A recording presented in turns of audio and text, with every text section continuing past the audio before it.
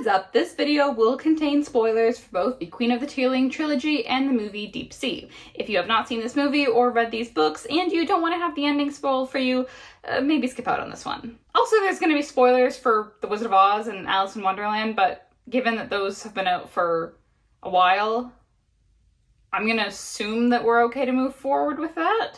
A little while ago, I read the Queen of the Tearling trilogy. This was a book suggestion that I had gotten from Christian Borle, the Broadway actor, but that's unimportant to this video. And I had heard a lot of good things about these books. The main thing I had heard, though, was a lot of people said that the books were good up until the ending, that the ending was really disappointing, was really out of character, and just honestly felt like a letdown. And as I was reading through the third book, I was wondering what this ending could possibly be. The first two books are fantastic. I absolutely loved them, and I was thinking about what the possible endings could be that would have people so upset. My first thought was maybe Kelsey ended up forgiving the Red Queen, and that all of the terrible things that this villain had done would be brushed aside, which is definitely not something that would be satisfying, and potentially I could see how it might work for Kelsey's character, but I can see why people would be upset about it. The other thing I thought was that maybe Kelsey became the next Red Queen. And to me, that might not necessarily be unsatisfying. It wouldn't be a happy ending by any means, but it would make sense for Kelsey's character. As the books have been going on, she'd been gaining more and more power, and what was once this naive, kind girl who just wanted what was best for everyone, she started to realize that the politics of the Tearling were much more complicated than she realized, and as she took on more power, became more and more corrupted by it as she got persuaded to do more bad things. But then, about halfway through the third book, the Red Queen died. So there went my ideas for what the bad ending could be. And then I got to the ending, and yeah, it was so unsatisfying, I don't think I could have imagined it. Because if you don't care about spoilers, and you're watching this video having not read the Tearling trilogy, and you're about to find out what the ending is, at the end of the books, Kelsey, the main character, this young 18-year-old girl who becomes queen of this kingdom that is falling apart, is plagued by political corruption and human trafficking and just a lot of terrible things, goes back in time and prevents any of the bad things from happening in the first place, leaving the Tearling as a utopic place where nothing bad has ever happened, and essentially wiping out everything that happened in the past three books, as she is the only one who remembers any of it happening. And I would say that that is the equivalent of the "it was all just a dream," which I think we all agree is such a bad type of ending. In fact, the "it was all just a dream" trope is such a bad ending that it's not really something that you even see in modern text or movies anymore, because it's pretty much just a stereotype of something that children write at the end of their fantasy stories, or when someone wants to cop out of like a crazy cool storyline in a wacky world. But here's the thing.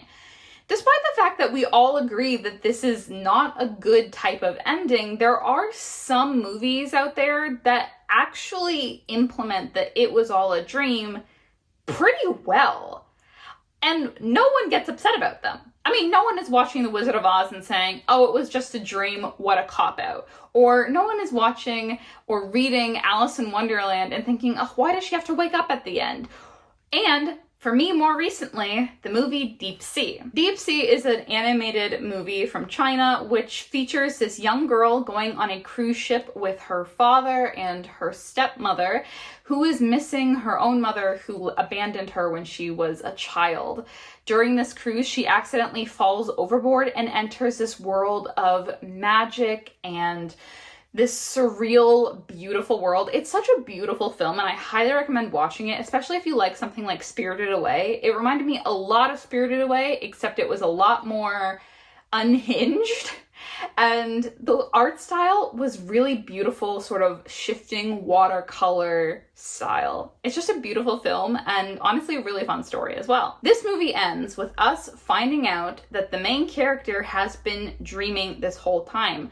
She fell overboard, was unconscious, and she wakes up in a hospital bed. And the clown companion who has been accompanying her on this magical journey is actually the clown from the cruise ship who dove into the water to try and keep her afloat, and he does not make it. But for some reason, when I watched this the same year that I read The Queen of the Tearling and hated its ending, I didn't mind that ending so much. And it really got me thinking, why is it that sometimes It Was All Just a Dream works, and sometimes it's labeled as the worst type of ending that there possibly could be? So I have two things that I think make the It Was All Just a Dream effective. And if these aren't followed, then it will end up being ineffective, like it does in the Queen of the Tearling trilogy. So let's dive in with the first one, which is, does this feel like it was always the plan? Now, talking about the books and the films that actually make this work, let's start with going back to The Wizard of Oz and Alice in Wonderland.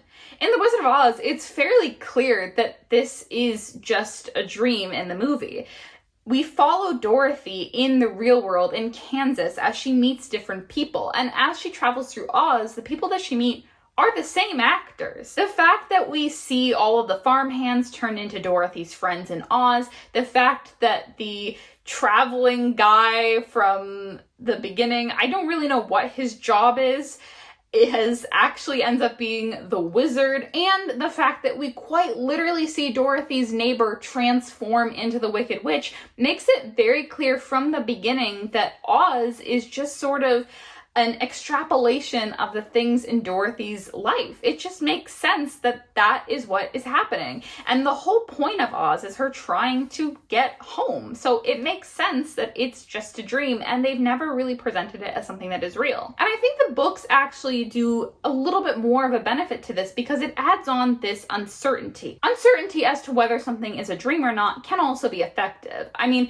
look at the Studio Ghibli movies, especially something like Spirited Away. Spirited Away is this big, beautiful journey, but there is sort of this uncertainty as to whether it really happens or not when Chihiro gets back to her parents, and they don't really know anything that happened to them over that time.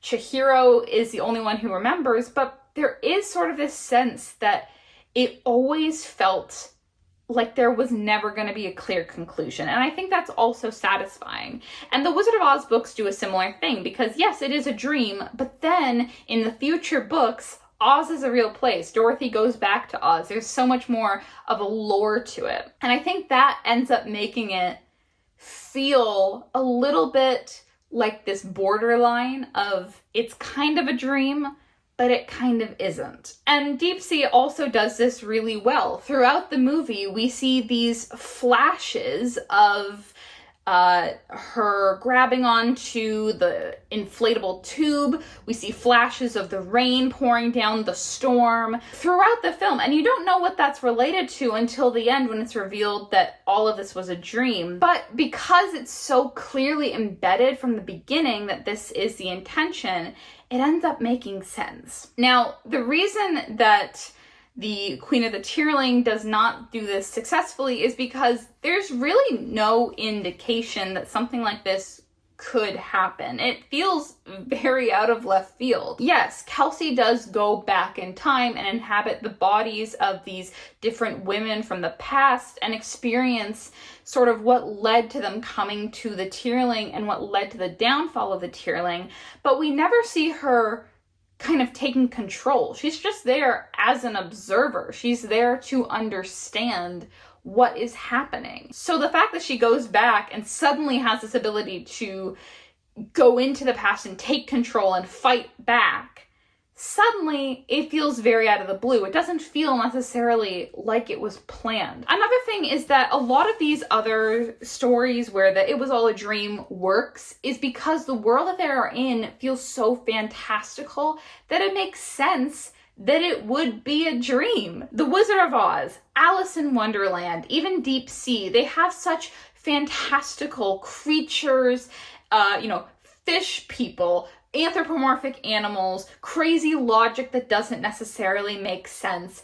But because of that, it feels so dreamlike that it just feels like the logical conclusion that it would be a dream rather than, this is a world, oh surprise, it's a dream world. It makes sense because there's really very little logic. But the Queen of the Tearling takes place in this typical fantasy world, which initially feels like the past, but then we find out it's actually sort of a dystopian present. But because it is so detailed and dark and gritty and has so many details from real life, you know, looking into the separation of church and state and the corruption and hard ways to balance doing bad things for a good reason, and the fact that bad things sometimes are necessary or seem necessary in order to keep the larger amount of people safe. It's a really complicated world, but it doesn't feel fantastical. It doesn't feel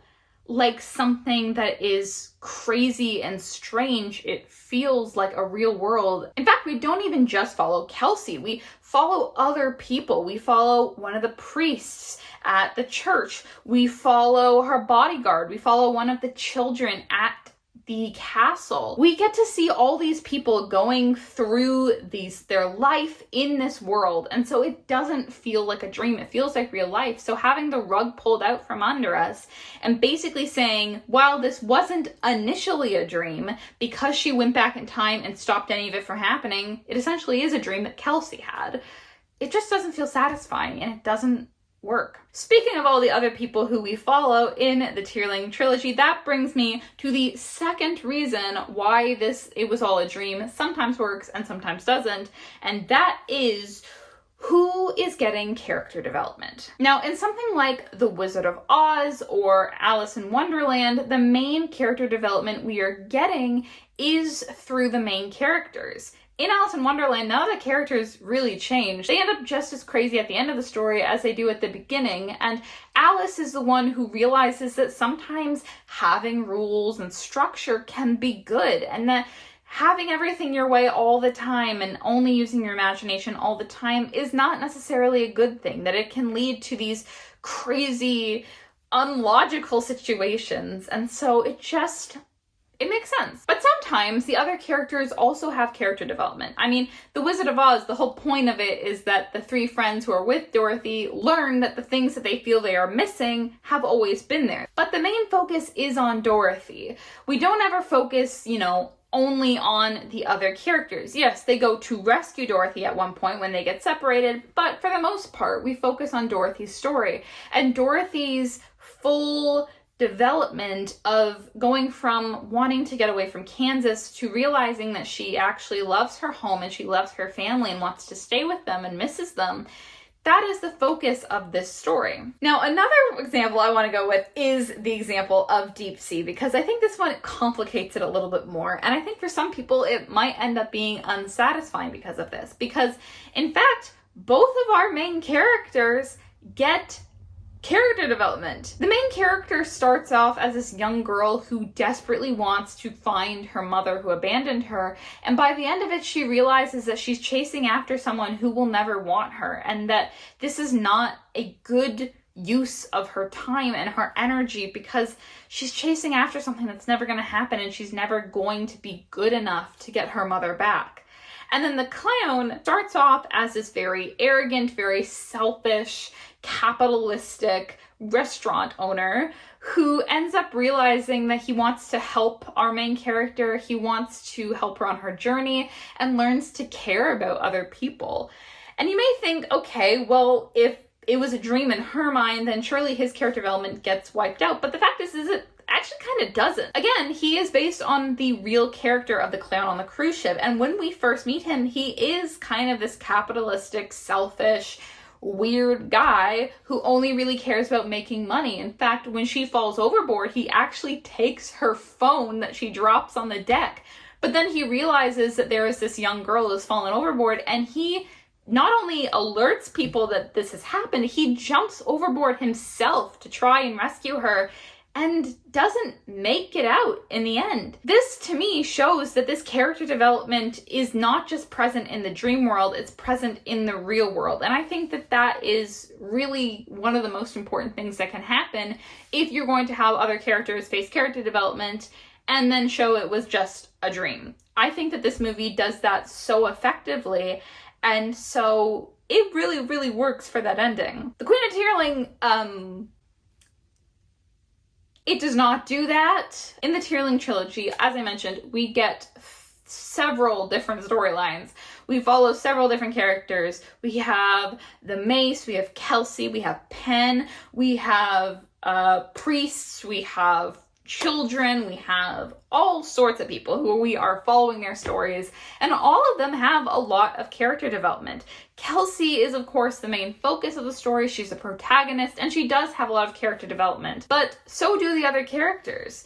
They learn to grow, see the world with more complexity than they initially did, become more mature. It's just a great story, and these characters go through so much and learn so much about who they are and who they need to be. And then it all gets wiped out. And none of them have been through any of the situations that they've been in. And that, to me, is a cop-out. Yes, of course, we're preventing these characters from being in very traumatic situations. I mean, it's no secret that the Mace has been in very traumatic situations since he was a child, and that's why he's so good at his job. That's why he's so brutal. That's why he has so much knowledge about spying and fighting. But the fact that none of that happens means that he didn't go through any of that. And that means that we went through that alone, and none of it matters. Because as readers, we are engaged with these characters. We are interested in these characters. We want to see them succeed and grow and get past these bad things that have happened to them and see them thrive despite the bad things that have happened to them. So to take us away from that at the end is insane. I mean, it's just insane. It feels unsatisfying because the development that they went through doesn't get applied when we come back into the real world. Kelsey is the only one who experiences that character development because she remembers everything that happened, but none of that character development even matters anymore because she is not the leader of the country. She does not have to deal with all these problems, which essentially means that this character is now traumatized with this knowledge that is never going to be useful to her. It's honestly just such a sad way to end your books. Not because it's a tragic ending, but because it just feels like, what was the point? We spent so much time engaging with this and really loving these characters and wanting them to succeed, only to find out that everything they went through, everything they done, was for essentially nothing, because it never happened in the first place. Yeah, you may argue, well, that's not technically it was all just a dream because, you know, it was real for a time, but the fact that Kelsey's the only one who remembers it makes it basically just that it was all just a dream trope. And here's the thing. Any trope can be effective if it is done well. I mean, think about enemies to lovers. I think we all know that Pride and Prejudice is one of the earliest enemies to lovers, and it is a fantastic novel. The relationship is great, and a lot of now enemies to lovers books are not very good, and they kind of miss the point of that trope. And if you like enemies to lovers that hopefully are done well, you can get my book, The Mistletoe Gala, link in my description. Okay, that was my little sponsored segment. It's sponsored by me. But seriously, tropes are not inherently a bad thing. I see a lot of people talking about how every book is marketed as very trope heavy, and a lot of people talk about how that doesn't really work because it doesn't really tell you anything about the story, and oftentimes they're just sort of thrown in because people think they can use them as buzzwords. But there are ways to use these different tropes effectively. I mean, there's a reason they're common, it's because they're effective. But if they're not done well, they just end up being disappointing, cheesy, or just straight up book ruining. Well, I think I'm gonna end this one here. It's been a long time of me ranting, and yeah, hopefully you enjoyed this video. Now, sorry, does anyone else hear that?